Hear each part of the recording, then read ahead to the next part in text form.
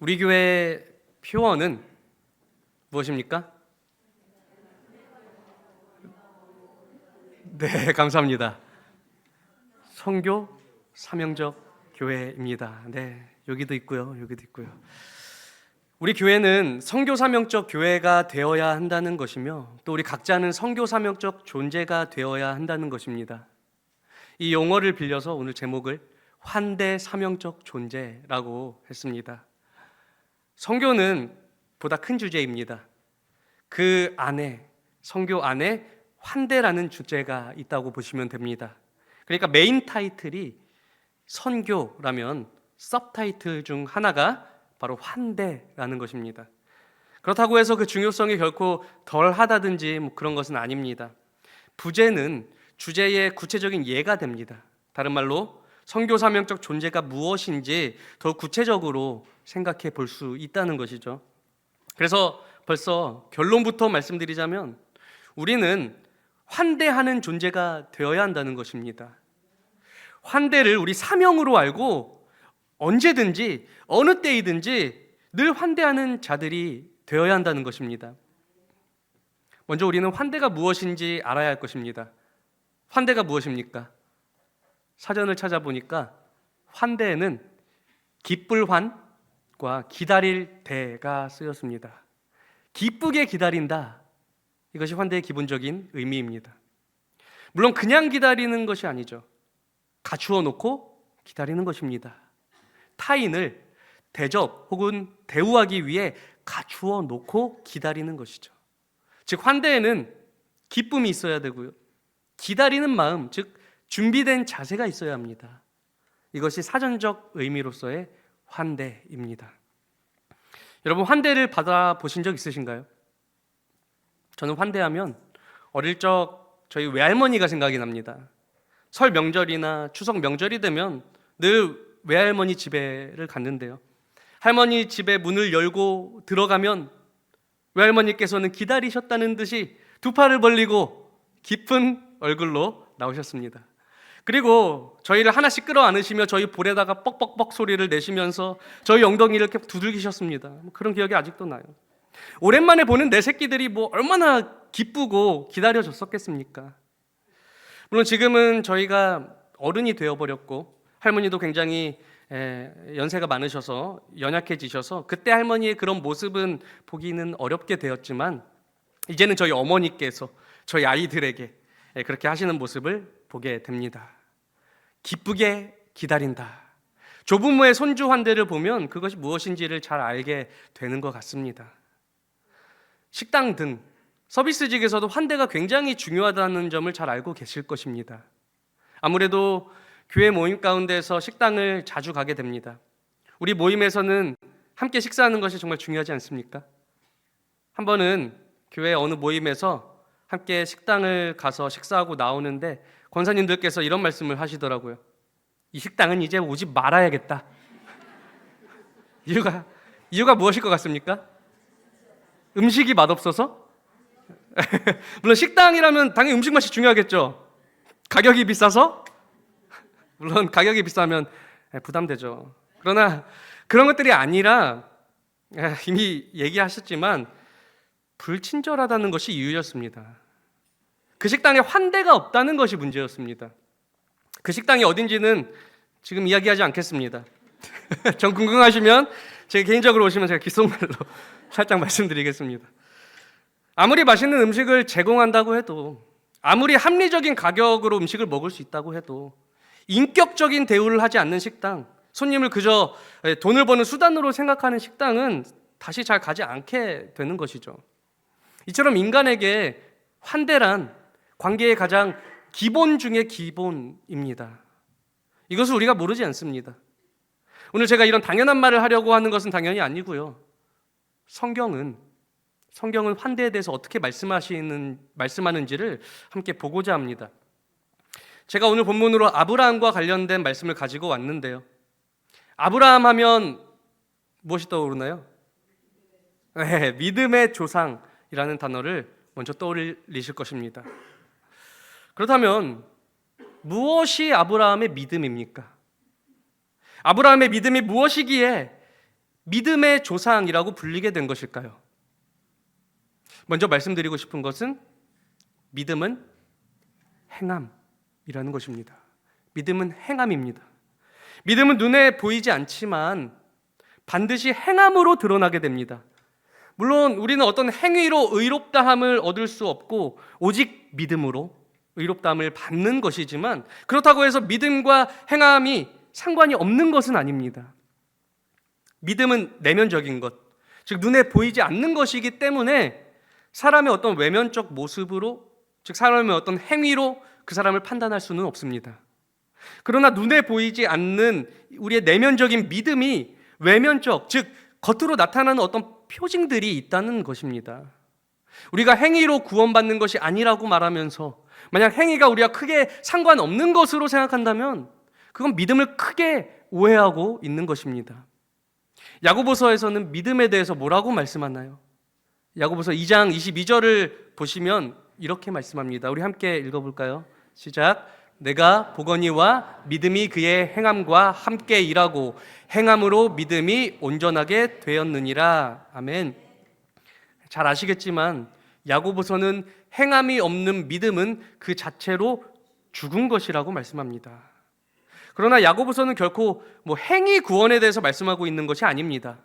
앞서 말씀드렸던 것처럼 믿음은 눈에 보이는 것이 아니지만 믿음에는 눈에 보이는 표징, 즉 행함이 따른다는 것을 말씀하고 있는 것입니다. 야고보서 2장 23절과 24절 말씀을 또한 우리 함께 읽어볼까요? 시작. 이에 성경에 이른바 아브라함이 하나님을 믿으니 이것을 의로 여기셨다는 말씀이 이루어졌고 그는 하나님의 벗이라 칭함을 받았나니 이로 보건대 사람이 행함으로 의롭다 하심을 받고 믿음으로만은 아니니라. 아멘. 아브라함이 하나님 말씀을 믿은 것을 그의 의로 여기셨다고 말씀하면서 동시에 행함으로 의롭다 하심을 받고 믿음으로만은 아니니라 말씀합니다. 믿음의 조상으로 알려진 아브라함의 믿음에 대해서 성경이 말씀할 때는 눈에 보이지 않는, 그래서 우리가 알 수 없는 단순히 내면적인 어떤 믿음에 대해서 말씀하는 것이 아니라 눈에 보이는 행위에 대해서, 믿음의 행위에 대해서 말씀하고 있는 것입니다. 물론 여기에서 우리가 분명하게 해야 할 것은 우리는 분명 믿음으로 구원받고 믿음으로 의롭다함을 받습니다. 여기에는 변함이 없습니다. 그러나 눈에 보이지 않는 우리 믿음은 결국 우리 행함으로 그 믿음이 진실하다는 것을 드러내게 된다는 것입니다. 창세기에는 아브라함의 믿음의 행위들에 대해서 다양한 이야기가 있습니다. 대표적으로 처음 하나님께서 아브라함에게 나타나셨을 때가 있죠. 창세기 12장 1절에서 하나님께서 아브라함에게 말씀하셨습니다. 너는 너희 고향과 친척과 아버지의 집을 떠나 내가 내게 보여줄 땅으로 가라. 그러자 아브라함이 어떻게 합니까? 4절에서 이에 아브라함이 여호와의 말씀을 따라갔고 말씀합니다. 하나님께서 아브라함에게 하신 약속, 너는 가라. 내가 너로 큰 민족을 이루고 내게 복을 주어 내 이름을 창대하게 하리니 너는 복이 될지라 하신 이 말씀을 듣고 아브라함은 어떻게 합니까? 말씀을 따라갔습니다. 아브라함이 하나님 말씀을 믿은 것이죠. 그러니까 말씀을 따라간 것입니다. 아브라함이 하나님 말씀 믿지 않았으면 말씀을 따라가지 않았을 것입니다. 아니, 내가 무슨 갑자기 큰 민족을 이뤄, 지금 내 나이가 75세에 자녀도 없는데 말도 안 되지. 지금 이 나이에 알지도 못한 땅에 갑자기 내가 왜 가야 가는 거야? 안 가! 만약 아브라함에게 이런 부정적인 생각이 더 컸다면 말씀을 따라가지 않았을 것입니다. 물론 이런 부정적인 생각이 아예 1도 전혀 없었다고 말할 수는 없을 것 같아요. 아마 조금은 있었을 것 같아요. 이어진 아브라함 이야기의 분위기를 보면 알 수 있죠. 막 속이고 막. 그러나 말씀을 믿는 믿음이 더 컸던 것입니다. 또 그 말씀을 소망하는 그 마음이 더 컸던 것입니다. 그렇기에 아브라함은 하나님의 말씀을 믿고 말씀을 따라갔다고 말씀하는 것입니다. 믿고 뭐라고요? 따라갔습니다. 내가 보거니와 믿음이 그의 행함과 함께 일하고 행함으로 믿음이 온전하게 되었느니라. 아멘. 행함으로 우리 믿음이 온전하게 되는 줄 믿고 행함 있는 믿음을 나타내는 우리 모두가 되기를 소망합니다. 이처럼 아브라함의 믿음이 어떤 행함으로 드러나는지 성경은 다양하게 말씀하고 있습니다. 오늘 본문에서도 믿음이 아브라함의 행함과 함께 일한 것을 볼 수 있을까요? 오늘 본문에서 어떤 일이 있습니까? 아브라함이 세 사람을 영접하는 내용입니다. 오늘 본문 창세기 18장 1절과 2절 말씀을 우리 함께 또한 읽어볼까요? 시작. 여호와께서 마므레 상수리 나무들이 있는 곳에서 아브라함에게 나타나시니라. 날이 뜨거울 때에 그가 장막문에 앉아 있다가 눈을 들어 본즉 사람 셋이 맞은편에 서 있는지라. 그가 그들을 보자 곧 장막문에서 달려나가 영접하며 몸을 땅에 굽혀. 이렇게 말씀했는데요. 아브라함은 왜 이러는 걸까요? 이것이 무슨 상황이냐 하면요, 아브라함은 그냥 일상을 살고 있습니다. 우리가 일상을 살듯이 말이죠. 그리고 어느 한 날에 뜨거운 날이 뜨거울 때에 말씀하는 걸로 봐서는 정오쯤이 아닐까 싶습니다. 아브라함이 눈을 들어 보니까 나그네 셋이 아브라함이 거주하는 곳을 지나가고 있는 것입니다. 물론 사람 셋이 서 있는지라 성경은 말씀하죠. 그리고 아브라함은 그 세 명의 나그네에게 달려가 땅에 엎드려서 이렇게 말하는 것입니다. 3절과 4절 말씀을 또한 우리 다시 한번 읽어보겠습니다. 시작. 이르되 내 주여 내가 주께 은혜를 입었사오면 원하건대 종을 떠나 지나가지 마시옵고 물을 조금 가져오게 하사 당신들의 발을 씻으시고 나무 아래에서 쉬소서. 물론 우리는 이 셋이 하나님이시라는 사실을 잘 압니다. 오늘 본문 1절에서 여호와께서 아브라함에게 나타나시니라 하는 말씀으로 시작했으니 말이죠. 그러나 아브라함은 이 사실을 모릅니다. 아브라함은 그저 지나가는 나그네 셋을 본 것입니다. 이상하지 않습니까? 그냥 지나가는 나그네에게 이렇게까지 하는 사람이 어디 있습니까? 혹 지나가는 나그네가 먼저 와서 죄송합니다만 제가 목이 너무 마릅니다. 그래서 물을 좀 얻어 먹고 갈 수 있을까요? 하면 목마르세요? 그럼 500원! 이런 모습이 오히려 우리에게 더욱 익숙하지 않겠습니까? 많은 사람은 낯선 누군가가 무엇을 요구할 때가 되어서야 그 요구를 들어줄 수도 있고, 내키지 않으면 이런저런 핑계를 대면서 들어주지 않는 경우도 많지 않겠냐는 것이죠. 저 지금 바빠요. 다른 데 가서 알아보세요. 하고 말이죠. 이전에 한 번은 제가 운전하다가 화장실이 너무 가고 싶은 거예요. 운전하기 전에 커피를 마셔서 그런지 굉장히 급해졌습니다. 다급해가지고 그냥 일단 보이는 아무 매장에 들어가서 도움을 좀 구했었는데요. 죄송한데요, 제가 화장실이 너무 급해서 그런데 혹시 화장실 좀 사용할 수 있을까요? 라고 옆주차 거기 계신 분이 이렇게 대답하더라고요. 없어요. 죄송합니다 하고 빨리 다른 곳을 나와서 다른 곳 찾아다녔는데 문득 이런 생각이 들더라고요. 찾아다니면서 그럼 니는 어디에서 볼일 보냐? 급해 죽겠는데 좀 야박하게. 그렇습니다. 나그네가 도움을 청할 때도 그 요청을 들어줄까 말까 하는 것이 현실입니다. 그런데 아브라함은 나그네를 보자마자 달려갑니다. 그러고는 땅에 엎드려 제발 그냥 지나가지 마시고 제 환대를 좀 받아주세요 하는 모습입니다. 굉장히 낯선 모습이죠. 이 시대에 만약 이렇게 하는 사람을 보면 도망가야겠죠. 수상히. 사기꾼님이 분명해. 제정신이 아니야. 그러나 바로 이것이 아브라함의 믿음이었던 것입니다. 아브라함의 내면적인 믿음이 환대라는 외면적인 행위로 나타나게 된 것입니다. 이런 아브라함의 환대는 그가 하나님을 믿는 자라는 표징이 되는 것이죠. 단순히 할례만이 표징이 되는 게 아닙니다. 이어서 창세기 19장에서는 롯의 환대에 대해서 말씀합니다. 롯은 아브라함의 조카죠. 우리는 롯을 다소 부정적으로 바라보는 경향이 있는데요. 이것은 아무래도 아브라함과 비교되기 때문일 것입니다. 그러나 성경은 롯을 의롭다고 말씀합니다. 베드로후서 2장 7절을 보시면 의로운 롯이라고 말씀합니다. 무법한 자들의 음란한 행실로 말미암아 고통당하는 의로운 롯을 건지셨으니. 창세기 19장 롯에 대한 이 말씀에서도 마찬가지로 두 천사가 롯이 살고 있는 소돔에 이르게 됩니다. 아까 창세기 18장과 마찬가지로 19장에서 소돔에 이른 자들을 우리는 두 천사로 말씀을 통해 알게 되지만, 롯은 그 둘을 천사로 아는 것이 아니라 그저 지나가는 나그네 두 사람을 보고 영접하는 것입니다. 롯의 영접은 아브라함의 영접과 같습니다. 그런데 문제가 무엇입니까? 나그네에 대한 소돔 사람들의 반응이 문제입니다. 이 이야기는 종종 소돔 사람들의 성적 문란함에 대해서 고발하는 내용으로 생각되기도 쉬운데요. 물론 그런 내용도 포함되어 있죠. 그러나 이야기는 단순히 성적 문란함에 대한 내용만은 아닙니다. 더 크게 보자면 이는 나그네의 환대에 대한 말씀입니다. 롯은 소돔에 이른 두 나그네를 환대했지만 소돔 사람들은 그 나그네를 그저 자신의 탐욕을 위해 취하려고 했다는 것입니다. 아브라함과 롯은 나그네의 필요를 생각하고 돌보는 의인들이었고, 소돔 사람들은 자신들의 필요를 위해 나그네를 이용해 먹으려는 악인들이었다는 것을 말씀하고 있는 것입니다.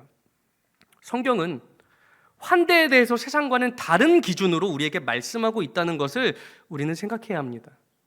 많은 사람이 환대가 중요하다는 것을 모르지 않습니다. 다 알고 있어요.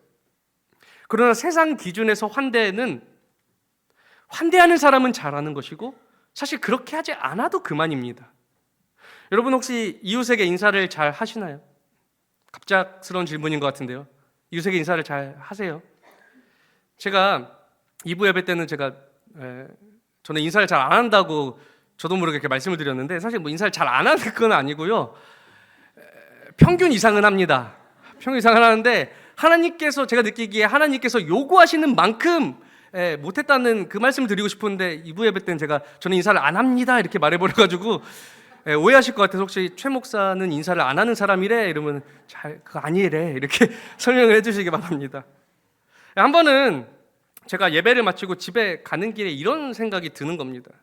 최소한 내가 엘리베이터에서 만나는 이웃에게 늘 인사 정도는 해야 하는 거 아닌가, 이런 생각이 들었어요. 인사합니다. 인사하는데 모르는 분한테는 사실 저도 인사를 잘 안 했어요. 근데 그런 마음이 들었어요. 엘리베이터에서 만나는 누가 됐든지 좀 이렇게 인사를 좀 해야 되는 거 아닌가, 이런 생각을 하면서 저희 집 엘리베이터에 도달했을 때 마침 엘리베이터 앞에서 딱 기다리고 계신 분이 있더라고요. 그래서 저는 생각한 대로 인사를 했습니다. 안녕하십니까 하고 말이죠. 그러자 그분이 이렇게 반응하시더라고요. 저 아세요? 저는 굉장히 당황했습니다. 저는 예상하지 못한 반응이었어요. 당황한 저는 저는 최종문 저기 이웃인데요, 제가 인사했습니다, 죄송합니다 이랬는데요. 여기서 두 가지 생각이 들었습니다. 하나는 시대가 이렇구나 라는 생각이었고요. 다른 하나는 내가 평소에 이웃을 얼마나 환대하지 않았으면 하는 생각이었습니다. 사실 요즘 보면 이웃이 누구인지 서로 아는 분이 많지 않습니다. 옆집, 윗집, 아랫집에 누가 사는지, 몇 명이나 살고 있는지 제대로 아는 분이 과연 얼마나 있을까요? 물론 꼭 여러분들이 그렇다는 것은 아니고 일반적으로 많은 사람이 그렇다는 거예요. 이 시대의 세상 기준에서는 그것이 용납되기도 합니다. 지금 나 살기도 바쁜데 이웃이 누구인지 내가 굳이 알아야 돼? 물론 인사도 잘하고 친절한 이웃은 누구나 다 좋아합니다. 그러나 그렇게 하면 좋은 거고 안 해도 그만입니다. 그러나 성경이 말씀하는 환대는 그렇지 않습니다.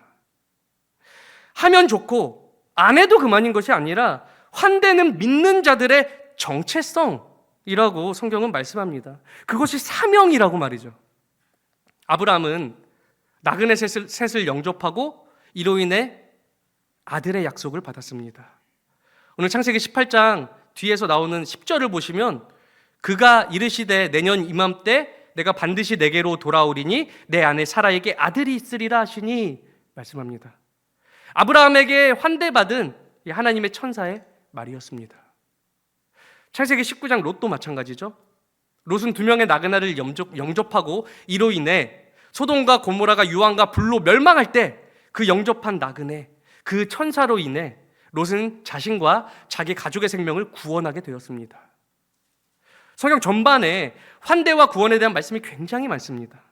구약 성경에서 몇 가지 예를 더 준비했었는데 이건 시간상 생략하겠습니다. 그리고 신약에 와서는 영접이라는 단어가 더욱 핵심 단어가 되는 것을 볼 수 있습니다. 요한복음 1장 12절 말씀을 우리 한번 볼까요? 함께 읽겠습니다. 시작. 영접하는 자, 곧 그 이름을 믿는 자들에게는 하나님의 자녀가 되는 권세를 주셨으니. 아멘. 영접하는 자가 뭐라고 말씀합니까? 곧 그 이름을 믿는 자라고 말씀합니다. 영접이 곧 믿는 것이라고 말씀합니다. 물론 여기에서 영접의 대상은 예수님입니다. 하나님의 아들 예수님께서 이 세상에 오셨는데, 즉 자신이 친히 지으신 이 세상에 오셨는데 자기 백성들이 예수님을 알아보지 못하고 영접하지 않았다는 것입니다. 그래서 예수님을 영접하는 것이 곧 예수님을 믿는 것이며, 또한 영접하는 자는 하나님의 자녀가 되는 권세를 얻게 된다는 말씀입니다. 영접으로 우리 믿음을 나타내는 줄 알고 예수님 환대를 잘하는 우리 모든 주의 성도들이 되기를 소망합니다. 그래서 오늘 우리가 예수님을 어떻게 영접, 곧 환대하면 되겠습니까? 마라나타, 아멘, 주 예수여 오시옵소서. 우리 주 예수님 다시 오실 때 제가 그때 정말 예수님을 극진히 환대하겠습니다. 이거 아니지 않습니까? 그때 가서 예수님을 환대하는 것이 아니라 지금 환대해야 하는 거 아닙니까? 그때 가서 그렇게 하려면 늦어도 한참 늦은 것입니다. 그래서 요한복음 13장 20절 말씀도 우리 함께 읽어보도록 하겠습니다. 시작. 내가 진실로 진실로 너희에게 이르노니 내가 보낸 자를 영접하는 자는 나를 영접하는 것이요 나를 영접하는 자는 나를 보내신 이를 영접하는 것이니라. 아멘. 예수님께서 보내시는 자를 영접하는 자는 예수님을 영접하는 것이라 말씀합니다. 또 예수님을 영접하는 자는 예수님을 보내신 하나님을 영접하는 것이라 말씀합니다. 물론 여기에서 예수님께서 말씀하신 이 보내신 자가 누구인지가 중요할 것입니다. 예수님께서 보낸 자가 누군지. 요한복음 13장의 이 맥락은 예수님께서 제자들의 발을 씻어주는 장면입니다. 예수님께서 제자들의 발을 하나하나 씻겨주시다가 베드로의 차례가 됐을 때 베드로가 이렇게 말하죠. 아니, 왜 주께서 제 발을 씻겨주십니까? 주께서 제 발은 씻으실 수 없습니다. 그러자 예수님께서는 이렇게 말씀하십니다. 요한복음 13장 8절 우리 함께 읽겠습니다. 시작. 베드로가 이르되 내 발을 절대로 씻지 못하시리이다. 예수께서 대답하시되 내가 너를 씻어주지 아니하면 내가 나와 상관이 없느니라. 아멘. 베드로는 오히려 자신이 예수님 발을 씻겨 드려야지 왜 예수님께서 자기 발을 씻겨 주시냐고 그럴 수 없다고 말하는 건데요. 제자들의 발을 이렇게 씻겨 주는 것이 뭐 그렇게 중요하다고 예수님께서는 그거 안 하면 너는 나와 상관이 없다 이렇게까지 말씀하시는 걸까요? 성경에서 말씀하는 발을 씻어 준다는 것은 오늘 우리가 생각하는 단순한 발 씻는 행위와는 조금 다릅니다. 오늘 본문에서 아브라함이 나그네 셋을 영접할 때 무엇을 했습니까? 창세기 18장 4절 말씀을 다시 한번 볼까요? 물을 조금 가져오게 하사 당신들의 발을 씻으시고 나무 아래에서 씻소서 말씀했습니다. 고대 사회에서 영접의 가장 기본은 발 씻는 물을 가져다 두는 것입니다. 만약 종이 있다면 종들이 손님의 발을 씻겨 주었습니다. 그 영접의 가장 기본이었어요.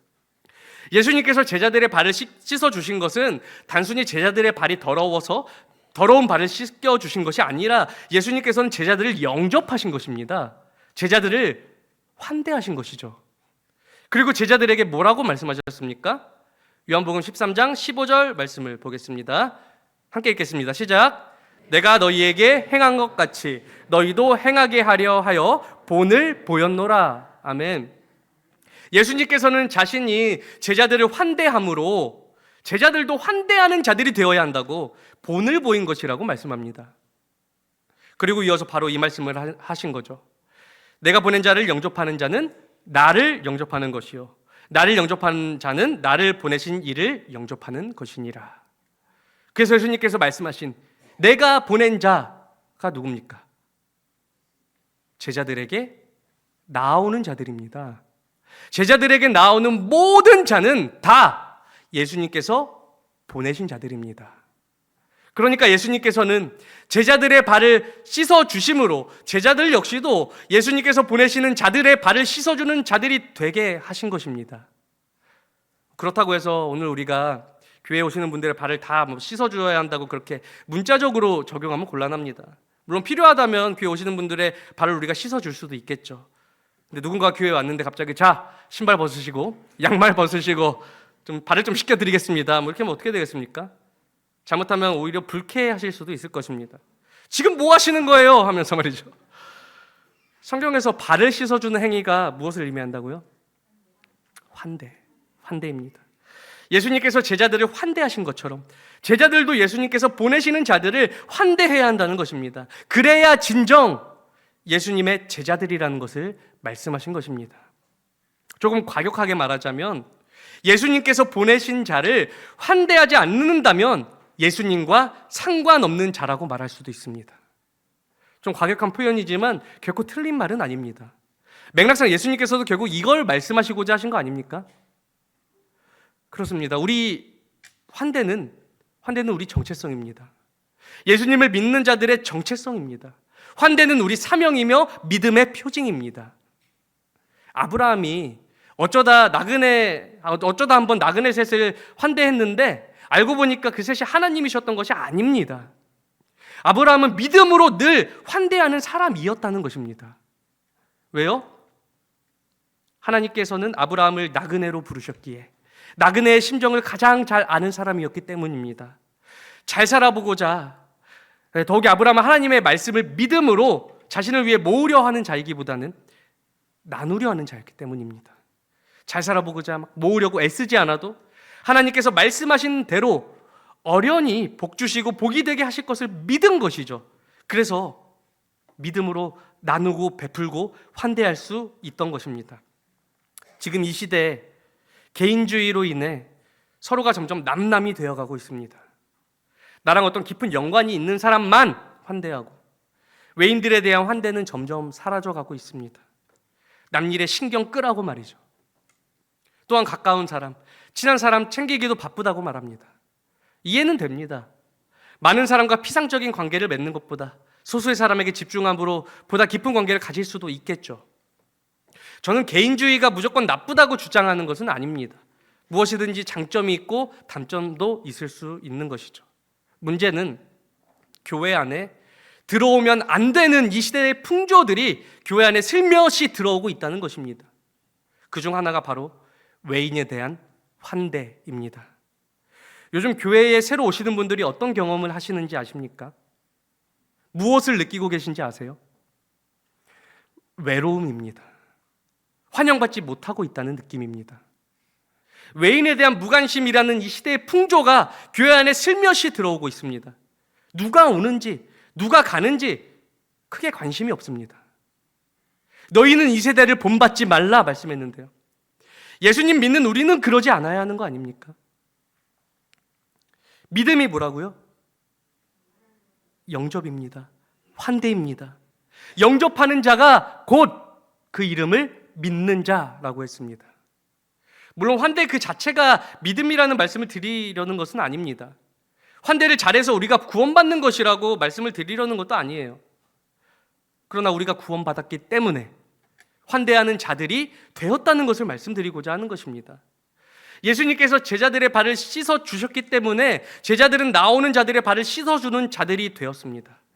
제자들이 예수님의 환대를 받았기 때문에 환대하는 자들이 되었다는 것입니다. 하나님께서 죄로 인해 원수가 된 우리조차 환대하셨기에 우리 역시도 원수까지 환대할 수 있는 자들이 되는 것입니다. 예수님께서는 우리에게 사명을 주셨어요. 누구든지 주님께로 나오는 자들을 차별 없이 환대하라는 사명을 말이죠. 하나님께서는 우리를 통해 하나님의 환대를 나타내기 원하십니다. 우리는 과연 우리가 받은 그 하나님의 환대를 많은 사람들에게 나타내고 있습니까? 환대는 믿는 자들의 정체성이라고 말씀드렸습니다. 정체성이라 함은 그것이 몸에 배어 있어야 한다는 거예요. 아, 맞아, 환대해야지 이런 것이 아니라 그냥 사람만 보면 막 자연스럽게 환대가 나오는 것이 바로 정체성이라 할 수 있습니다. 그것이 믿음의 조상. 오늘 본문 아브라함의 환대 아니었습니까?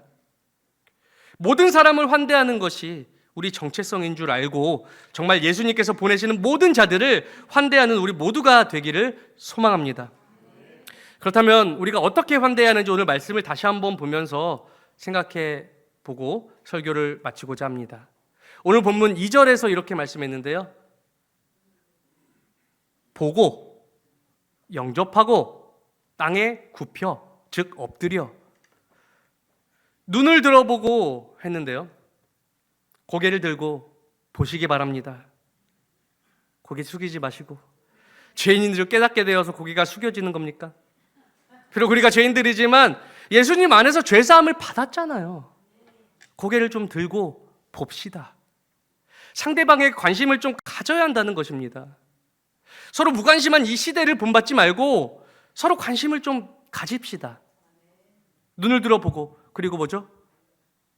영접해야 합니다. 기쁨으로 샬롬 인사하시고요. 담임 목사님께서 광고 시간에 샬롬 인사시키실 때가 되어서야 그제서야 인사하는 것이 아니라 그냥 서로 눈만 마주치면 인사해야죠. 아이고 주님 오셨습니까? 제 옆에 제발 앉아주세요 하면 말이죠. 옆에 모르는 분 앉으셨다고 그냥 모르는 척 하지 마시고요. 예수님께서 옆에 앉으셨다 생각하시고 기쁘게 환영해야 합니다. 인사는 교역자들과 영접위원들만 하면 되는 일이 아닙니다. 우리 모두 예수님 믿는 자들 아닙니까? 우리 다 같이 서로 환대해야 하는 것입니다. 그리고 마지막으로 뭐죠? 엎드려야 합니다. 정말 문자적으로 오시는 분들에게 엎드려 절하라는 말씀을 드리는 것은 아니지만 잘 섬겨야 한다는 거예요.